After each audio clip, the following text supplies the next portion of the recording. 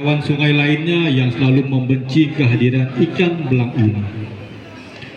Manusia juga selalu menyumpah bila saat memasang bubu mendapat hasil tangkapan berupa ikan ulang-uli karena bentuknya yang kecil.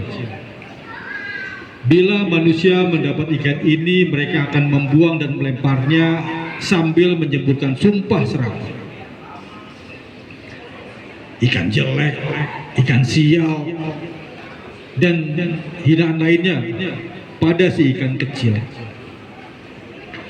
Ada lagi yang membuat keluarga ikan ulang-uli ini sedih. Mereka juga sering diejek oleh sesama ikan disebabkan bentuk badannya yang agak melengkung dengan moncong yang agak aneh. Karena itu, saat mereka bermain-main di sungai bersama ikan seluang dan ikan julung-julung, ikan ulang-uli ini mereka gelari badut. Apalagi ikan ini tidak bersisik. Meski sering dihina, ikan ini suka berkelompok berenang-renang di sungai bersama teman-temannya, bergemberia-ria, bersenda gurau sesamanya. Mengapa keluarga kita berwarna belang-belang?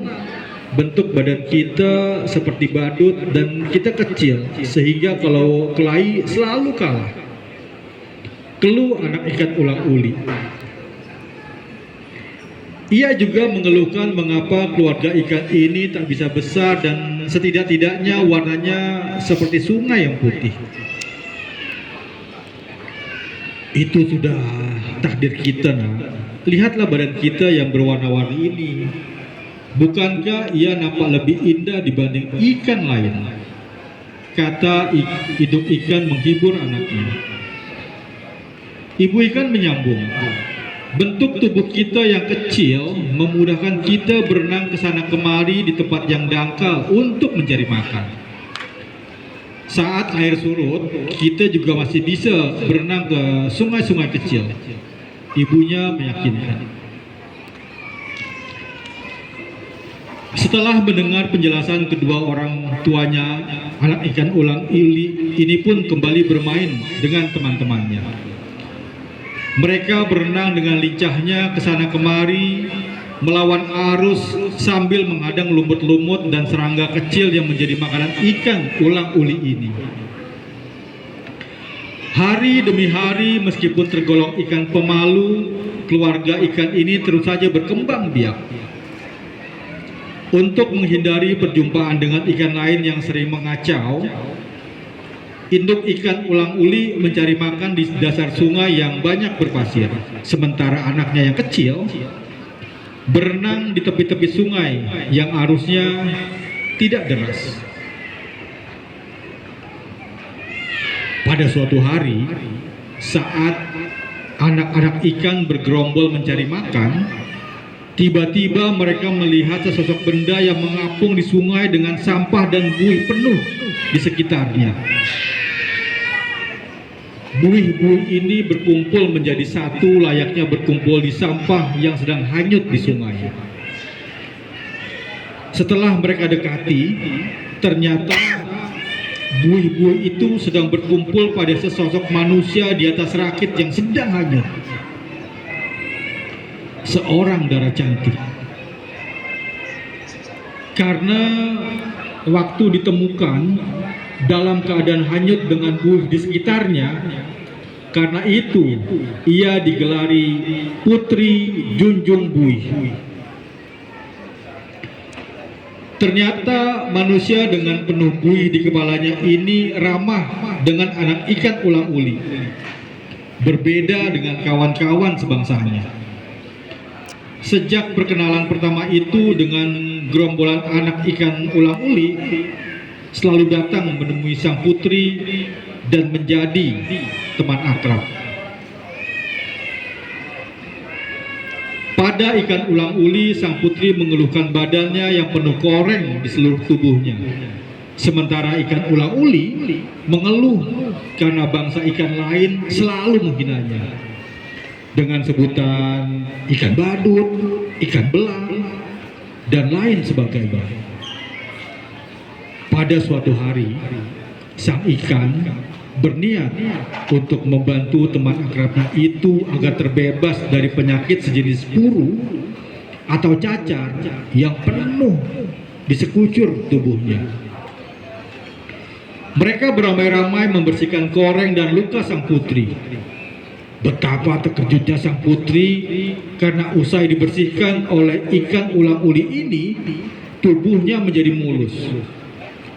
Luka, koreng, dan puru yang ada di badannya telah hilang. Alangkah sukacitanya sang putri karena penyakit yang menjadikan ia terhina kini telah lenyap. Sang putri mengucapkan terima kasih tak terhingga dengan kawan-kawan kecilnya tersebut.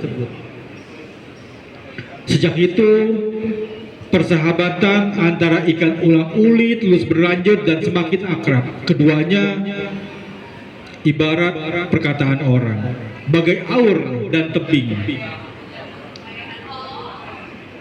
Saat sang putri mandi atau sedang mencuci, ikan ulang-uli akan bermunculan. Selain bercengkerama, sang putri juga sering membawakan makanan berupa dedak dan nasi kepada sang ikan. Sang putri juga selalu memberikan semangat kepada sang ikan. Meski kecil dan belang, ikan ulang-uli adalah ikan yang cantik, sehingga tak usah malu dengan pemberian takdir dari Sang Maha Kuasa. Putri Junjung Bui juga mengajarkan kepada ikan ulang-uli agar bangga akan bangsanya sendiri, karena ternyata dapat membantu sesama, bahkan juga membantu manusia. Putri Junjung Bui melantunkan pantun kepada ikan-ikan ulang-uli yang menemuinya. Apa guna menanam betik kalau tidak dengan bijinya? Apa guna berupa cantik kalau tidak baik budi? Anak senjulung pergi bertamasya sambil berteduh di bawah angsana. Apa guna bijak sana untuk membantu menolong sesama? Bersampan hilir mudik, jentera diputar ke tepian. Badan cantik bukan ukuran, rela berkorban untuk teladan. Hari berganti hari, tahun berganti tahun, persahabatan antara mereka tetap berlangsung. Ikan ulang-uli menjadi sahabat utama Putri Junjung Bui. Pada suatu hari, sang putri bertemu dengan seorang pemuda yang badannya penuh koreng dan puru. Penyakit yang ada pada pemuda tersebut mirip dengan penyakit yang pernah diderita sang putri beberapa tahun yang lalu. Punya selidik, sang pemuda yang penuh dengan koreng tersebut adalah seorang pangeran yang dibuang dari tanah Jawa. Putrajaya, begitu nama pangeran itu. Ia diasingkan dari kerajaannya karena mengandung aib berupa penyakit koreng penuh di sekujur badan. Melihat sang pemuda, iba juga sang putri. Maka dipanggillah teman-temannya yang berada di sungai. Sang putri minta pada sahabatnya ikan ulang-uli untuk memanggil temannya untuk mengobati penyakit sang pangeran. Bagai kunyit dengan kapur, terapi yang diberikan gerombolan anak ikan ulang-uli begitu manjur. Tak berapa lama sang pangeran pun sembuh dari penyakitnya. Sang Putrajaya kembali menjadi pangeran yang tampan. Putrajaya kemudian menikah dengan Putri Junjung Bui.